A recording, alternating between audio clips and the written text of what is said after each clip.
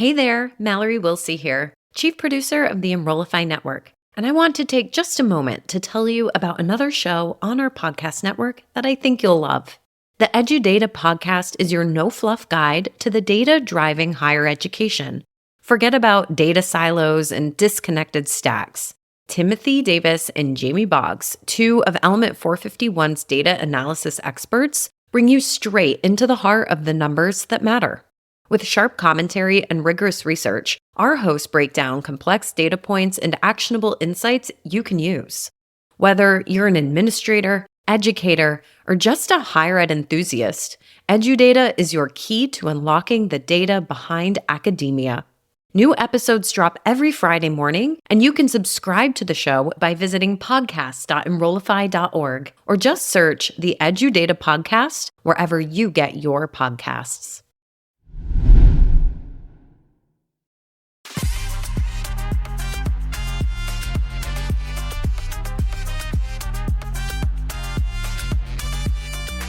Welcome to Mastering the Next, a cutting-edge podcast that explores the future of graduate, online, and non-traditional education through the lens of AI and technology.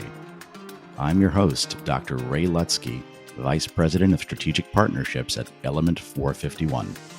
Join me for discussions with some of the thought leaders shaping the future of graduate enrollment management through technology. Mastering the Next is a part of the Enrollify Network, a robust collection of podcasts designed to help higher education professionals like you grow. Explore our other shows at enrollify.org or check out some of my personal favorites linked in the show notes below. Enrollify is made possible by Element 451, the next generation AI student engagement platform that helps institutions create meaningful and personalized interactions with students. Learn more at element451.com.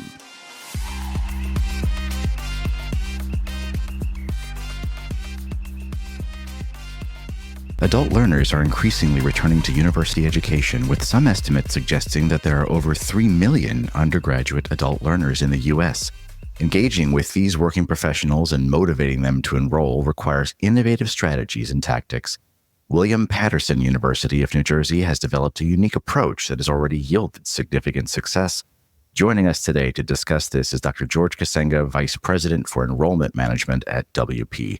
Welcome, George. Thank you for having me. Excited to be here today. I always start with what's next. So what's next for William Paterson in terms of driving adult learner enrollment? Sure. Well, certainly there's a lot more of the good work we've already been doing. We were fortunately positioned to move into this area just before the pandemic started, which then, when we had the platform and everything in place, made a lot of sense for adult learners who are looking to continue their education and make career moves using an online platform when the world was in lockdown. But it's a constant exercise in assessing labor market needs, and there are a variety of ways that we approach that we can talk about today. But we're always responding to our current students' feedback, whether it's those in the classroom or our recent alum. And of course, we're doing an exercise right now where we're just looking at, kind of this lost cohort of 2017. They really fit into the some college, no degree group because they are students who the pandemic impacted the last part of their experience. And many of them fell off and went and, found different things to do with their time and energy at that time. And there's tremendous benefit for them to find their way back to complete those degrees and then get into the marketplace the way they originally intended. So we're focusing on that and so much more that I'm looking forward to speaking with you about today. That's great. And that some college but no degree number has been growing. It's in the millions, and a lot of... The millions, exactly right. Yeah, a lot of institutions have thought about that. A lot of different strategies for online have been a solution there. So I'm curious, how does WP ensure that online degree offerings for adult learners mirror the seamless experiences they would encounter in real life? Well, sure. I think a big part of that is we aren't trying to mirror things exactly. Maybe you could say they rhyme, or I'm sure there's some metaphor that could be put there, but the differences that are in place are the real differentiators that are attracting students, pulling them back into the classrooms as adult learners. It isn't the same experience, but it is the same high quality education. And a big part of where our success has been is the fact that we have had a grassroots effort, if it could be framed this way, among our faculty who are rallying to meet, the continuing in-person classroom experience will remain excellent and have all the investments that it's had. But it's within them that we're seeing the real move to embrace what's happening in the online and virtual environment. And no amount of advocacy on my part as an administrator at the university is going to result in the same kind of win for our students as when we're fortunate enough to have a faculty who recognize the opportunity, see the transformational power for the students, and then really rally behind it. So I think to talk about that seamless experience, we recognize that it's not exactly the same. And the fact that we can deliver both modalities in an excellent way is a differentiator for us. We have a variety of quality control measures in place that, again, are driven by faculty that we support. And it's the fact that we have that energy coming from our faculty first that has really been a key ingredient to the success we're experiencing. I'd love to double click on that because faculty involvement is so critical to a lot of different initiatives. And on this podcast, we've talked with many folks who have talked about the centrality of faculty and initiatives. Can you share with us some success stories or data points that highlight the impact of the faculty on what you're doing? And then let's talk a bit more about the adult learner enrollment strategy in general. But can you tell us a bit more about that faculty piece? Sure, but I'm going to elaborate a little bit beyond that, if that's okay. And you pull me back. But we've just done some analytics of our current online students, which, we're now in the several thousand, approaching 4,000 online students, which, in 2019, we did not have an online program of this capacity. So it really speaks to the way we have ramped up and met that need. And, we continue to thrive. It's essential, but it's a really important part of our campus's, stratified enrollment management strategy. I've been at many different institution types where, of course, there's a huge emphasis on that first-time, full-time population. And we've moved away from using the term freshman just because we think of it as a gendered term. And so on our campus, we refer to them as first-time full-times or a number of other. I was watching some TV show recently where they called them freshers in the UK. And I said, that might be just, outside the box, but right up against it. So I don't think we're going to stick with that. But we've done a survey of these online students to just understand the elements that we need, like you're asking about right now. Their barriers to returning that faculty play a huge role in helping them overcome, because so often the returning student will do outreach to a favorite faculty member, maybe an academic advisor or someone else, but it's not often admissions office first or the recruitment team first. They're looking for that connection that gave them that sense of belonging at the institution to explore, are there opportunities for me? 3% of our students said that one of the top 5 barriers for them to re-enroll in was finances. 18% said it was just the balancing the demands on their time. At William Paterson University, the majority of our students are working 20, 30 or more hours a week while going to school full time. So we have to have the flexibility among what's happening with our faculty and in the classrooms and with our advising and financial aid to meet these students where they are. It is, like I said, it's not a seamless experience. It is a different type of experience, but it's helping these students thrive, and we see the results. We often talk about the impact of William Paterson on the social fabric of New Jersey, and we see it in the way that we are impacting these students in their lives. We're also highly ranked on the social mobility index. So these students are getting the education and then moving into careers where they have incomes as first-year employees outside of university that meet or exceed their family's household income. So it's really, really impactful. 7% of our students said it was necessary to have online or hybrid options. They couldn't return if that wasn't there. 4% said physical or mental health issues were barriers to them returning. And another 4% said that they just have fears that they're not going to be able to succeed academically. And in some of these cases, it's pandemic related, but their grades dropped. Things were really difficult. And so having the capacity to meet students where they are, see what was happening in that semester or two when their grades started to drop, and have the capacity to admit them on a provisional or some type of program where we can get them back in. It's long been a path for students to tell them, go to a community college or do something, show that you can get your grades back up and we could readmit you. But we have a lot of special circumstances here. And these are people who are part of our community already. So it's taking that beyond lip service and saying, how do we create some programs where we can recognize the shared experience our community went through?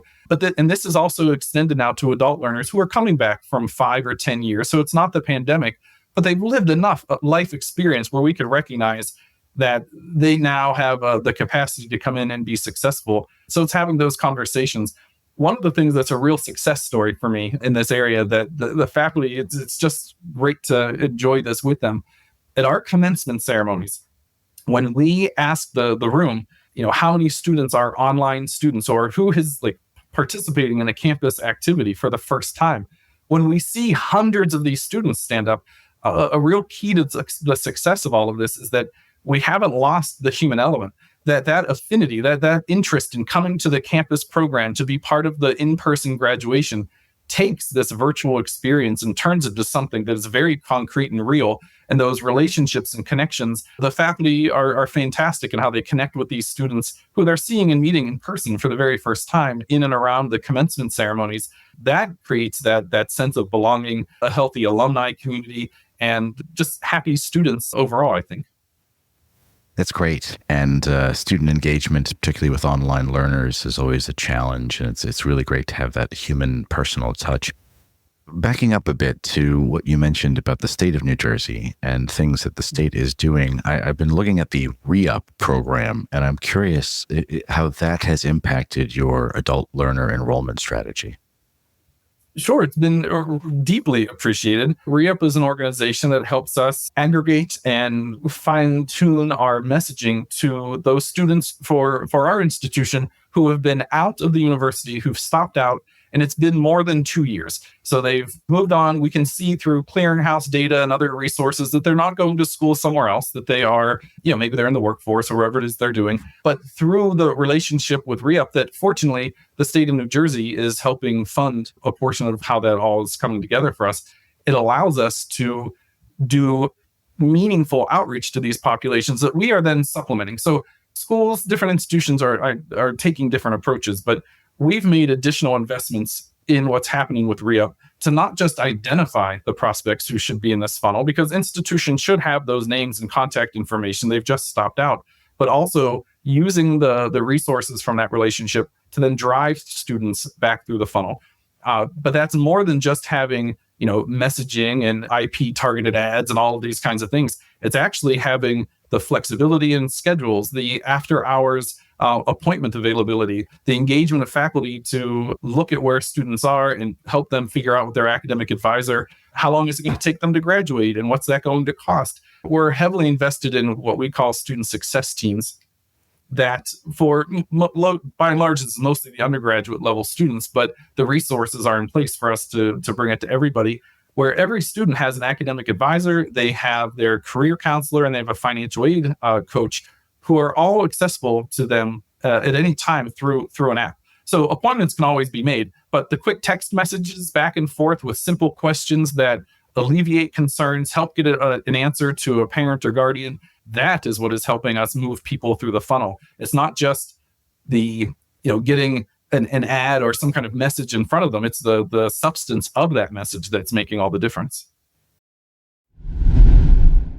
Hey there, it's Mallory, Chief Strategist of Enrollify. Higher ed is facing a leadership crisis. The demands on today's college and university leaders are skyrocketing, and talent is leaving the industry at an unprecedented rate. New leaders like you are emerging, but no one is getting the proper training to be successful. Well, Enrollify is here to change that. Our new course, Lessons in Leadership, taught by Dr. Carrie Phillips, will prepare you to be a confident, empathetic, and effective leader. From systems thinking to adaptive leadership, building culture to handling difficult decisions, this comprehensive online course is perfect for new and aspiring leaders.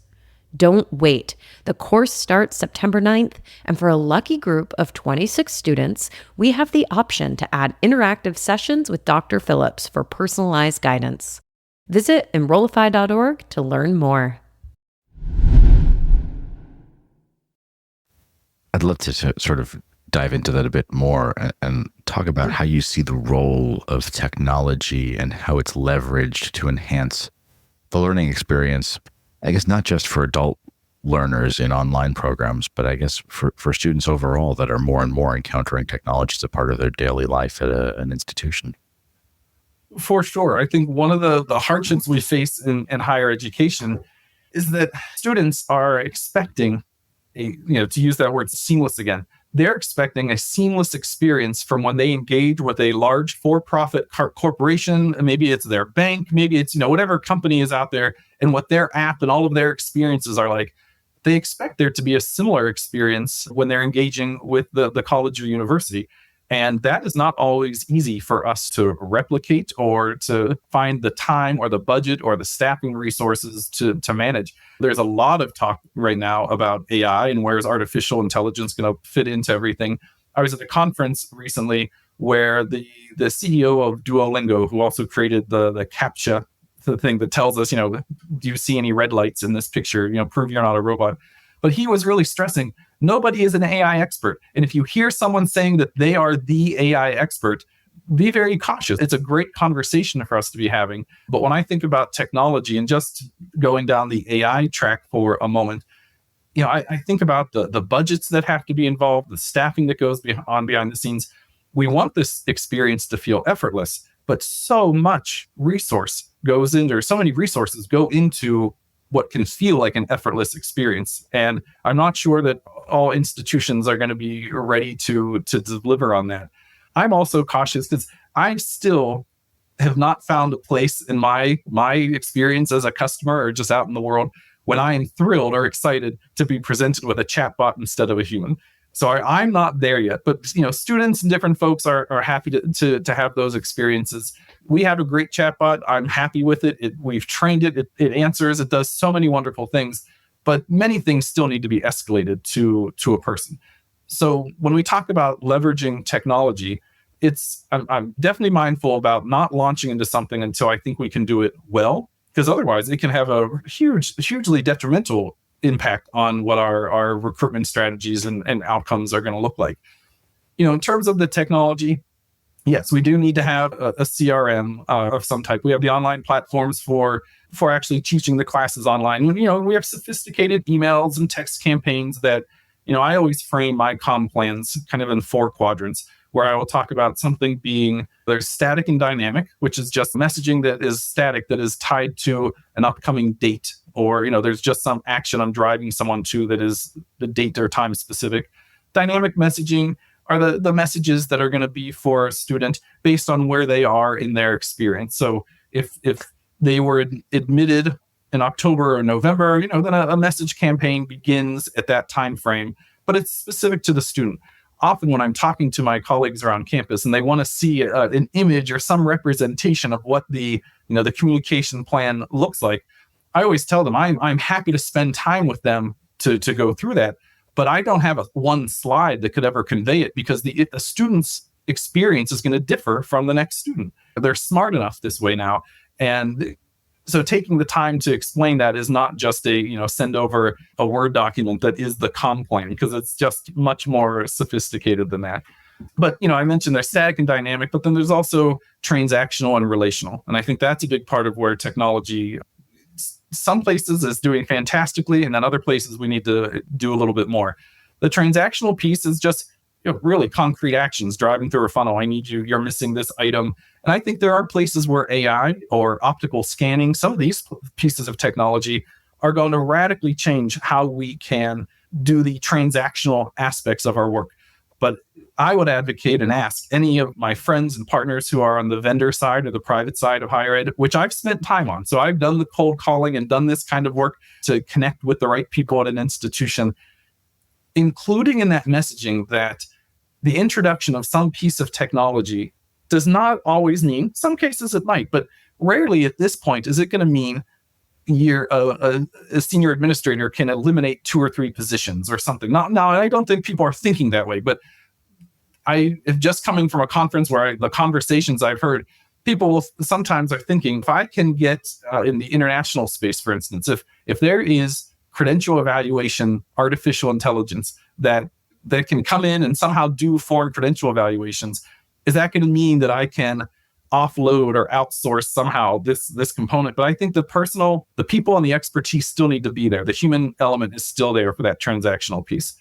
Another piece with technology is it's not set and forget. I've encountered or had some conversations lately where people think that there's, you can set up your comm planner, you can set up these different elements and, set it and let it run its course. And maybe you're going to get your class or some big project's going to get done, but it needs constant shepherding, because it's, heuristics are if-then statements. And a lot of that is what is the engine behind the artificial intelligence or even just the algorithms we have for our policies and procedures.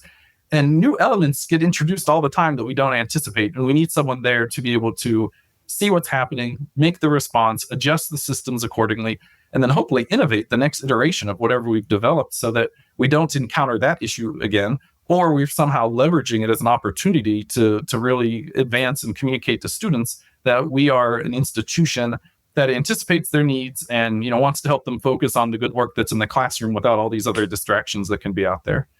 Well, I think that's pretty good. I think that's a pretty comprehensive view, George. And it leads me to sort of a question about the piece you mentioned about the real world, so to speak, and the connection to industry, about that rapidly changing technology and what's out there. And just shifting gears a little bit to kind of zero in on that. How are you collaborating with industry partners, or you can think of them as employers, but ensuring that the student engagement process, the online programs are aligning with the skills that are demanded in the workforce and what kinds of career advancement opportunities that engagement of those students at WP is going to provide? How are you collaborating with industry partners? Sure. One piece that may be slightly different for a public institution, but even private institutions and not-profit, for-profit are all going to have this element. There is a piece of government relations that actually is part of this that can sometimes be forgotten in these discussions, because investments and different grants and different opportunities where there's going to be funding live in that space. And you have to be constantly monitoring that, because usually somewhere in the state government, there is knowledge of an upcoming need that's going to be resourced. And so we want to position ourselves well to be a key partner in that, because we know that there are going to be opportunities for the students who graduate from those programs. Right now, it has a lot to do with nursing, and of course, STEM fields are out there. But that's always something I want to be mindful of, because we are doing other traditional assessments of labor market statistics, trying to anticipate what are those jobs going to look like, not today, but 4 or 5 years out. We spend a lot of time. We want our students to graduate in a very timely manner, and that 4-year graduation plan. If some students can do it faster, we're also mindful of doing those 4+1 degrees. If we can get a student a master's degree in that 5-year time frame and into industry, that is a huge win. But we're working so closely with most of our college advisory boards, which will have alumni, but they have corporate representation there as well, because that is the relationship that's making sure what's happening in the classroom is matching market and industry needs. So there's a heavy investment there, but that will have both local, national, and international representation for what industry is looking for. There's alumni feedback that plays a role in there. But we also are just always monitoring our enrollment trends. The students, people do not like to think of students as a customer, and I understand that logic. But I also really stress within my campus environment that I am trying to be unapologetic revenue generator for the community, and let me think about and worry about that, because my goal is to have my faculty and my colleagues well-resourced to do the amazing work that I love in higher education and believe in the outcomes for our students. And so hearing the feedback from our students and understanding the trends, which programs are seeing a lull, or maybe they need to be on their way out because there's a transition to a new area of that field. In computer science, there's a lot more about blockchain right now than there might have been about other areas. It doesn't mean you get rid of computer science. It means you understand what are the naming conventions of these programs that we have and what content is happening there that's still fresh and relevant with our faculty, to then make sure it is the best possible representation for that student when they're an alum and graduating. All of those factor into that relationship with industry partners. And that's interesting because it's constantly changing. And so I think for our final question, this is a great place to sum up what we're talking about. Use your crystal ball for a second and think about what strategies will William Paterson University employ in the future to re-engage adult learners who may be part of that population of some college, no degree? You've talked a lot about different strategies. Where do you think you're going? Where is the next step? A lot of this you have to think of in terms of enrollment cycles, which can be, 18 months or more when we're thinking about the traditional first-time, full-time student. Adult learners are a complicated bunch because some of them may be thinking about it for 2 years, but if they're going to have an employer or a corporate partner who's going to pay for things, you may not find out about them until 2 weeks before, or they've been talking to you, but they don't commit until maybe a corporate partner or their employer is going to pay for some of their classes or be a part of things. With our work that we've done this past cycle, we've done outreach to our students who are specifically William Paterson students who had stopped out at some point, and we can recognize that they're not completing a degree now. Our work, we have done outreach to around 3,500 students from the past 8 years or so. We've engaged meaningfully with over 500 of them. We've enrolled nearly 400 of them at this point. So there is a true audience there that can be impacting your class in a meaningful way. But it's a lot of discussion. The things that we're doing for them include the specialized availability for extended hours. We have an adult learner operationalization team that is just focused on understanding the policies, the changes to our practices that need to be in place to accommodate and serve this population. So again, it gets back to that notion that we're not mirroring what's happening for our in-person population. We're in fact looking for those differentiators so that we are a standout option for those students, but also just helping them get what they want to do. They want to get done quickly. You mentioned earlier about student engagement for the online students, and we are looking at those opportunities and the things. We have programming and different activities we do for them, but so much of it, they're responding to the career-focused, the mentoring-focused type of activities, and that makes sense for where they are in life. So we continue to talk with our students, understand what their needs are, and then figure out how we get that message out for all the success we're experiencing to the other students who want to be a part of it. And we want them to be a part of it too. That's a really great place to leave our conversation. We wish you the very best of luck with that. And Dr. George Kacenga, Vice President for Enrollment Management at William Paterson University, thank you so much for sharing your insights with us. Thank you so much, Rick.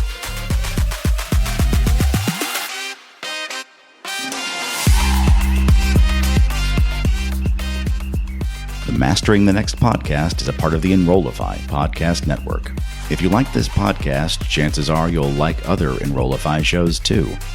Our podcast network is growing by the month, and we've got a plethora of marketing, enrollment, and higher ed technology shows that are jam-packed with stories, ideas, and frameworks all designed to empower you to be a better higher ed professional. Our shows help higher ed marketers and admissions professionals find their next big idea and feature a selection of the industry's best as your hosts. Learn from Artis Cadieux, J.C. Bonilla, Mallory Wilsey, Brendan Henkel, Brian Gross, and so many other of your favorite leaders in higher ed.